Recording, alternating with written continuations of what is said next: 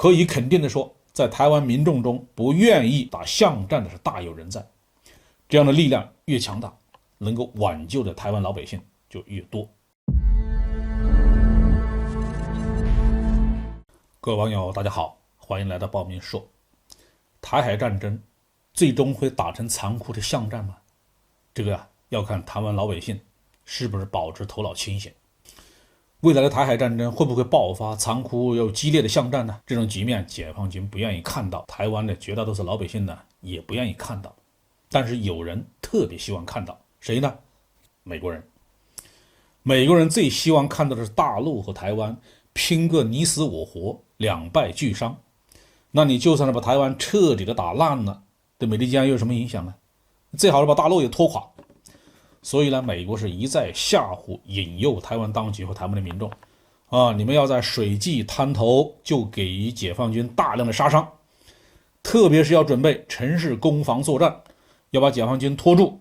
不然呢我想救你也来不及啊。可见美国人的用心呢是何其的歹毒，让台军准备打巷战，平时可以向台湾多卖军火多赚钱呢，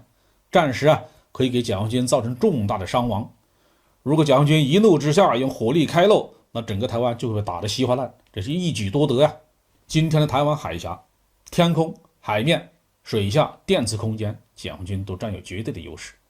台湾军队要是拉开架势和解放军打一场正规战呢，那用不了多久，胜败就会见分晓。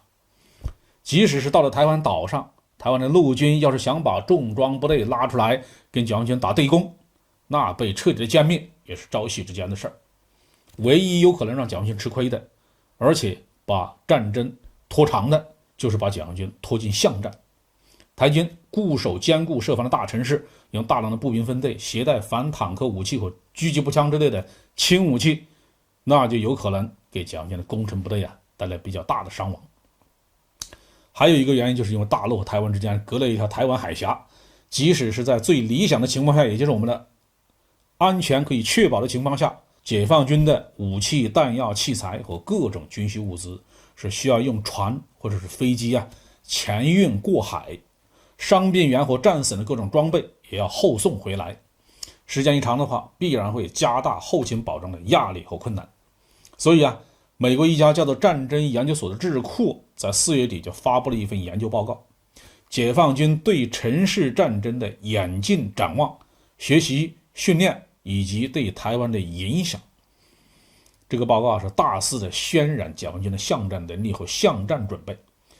看起来他是要警示台湾社会要准备打巷战了台海战争会不会把残酷的巷战作为最后的一幕，其实呢不取决于解放军想怎么打，也不取决于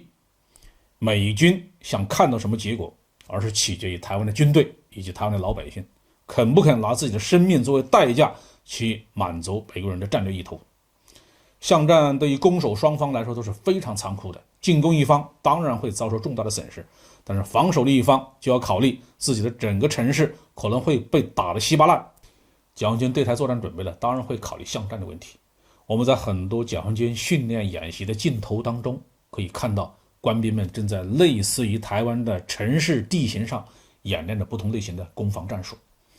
2017年建军90周年之际，解放军在朱日和合同战术训练基地举行大阅兵。那阅兵后面的远景就是台湾的总统府，这个用不着演示。特别是近年来解放军高度重视信息化、无人化装备的发展，能够为城市作战提供非常有效的情报信息保障和及时火力支援。可以自信地说，解放军有办法打赢台湾的巷战。在过去的几十年的时间里面，美国一直是在把台湾当成提款机，高价出售各种自己淘汰不用的武器装备，从来不会免费提供军事援助。现在美国希望台湾民众去和解放军打巷战，这也把台湾人的智商想得太低了。在台湾的 PPT 论坛上面，有台湾网友在列举了解放军的各种先进装备之后反问，你说解放军能不强吗？可以肯定的说，在台湾民众中不愿意去打巷战的是大有人在。这样的力量越强大，能够挽救的台湾老百姓就越多。好，这节话题就说到这里。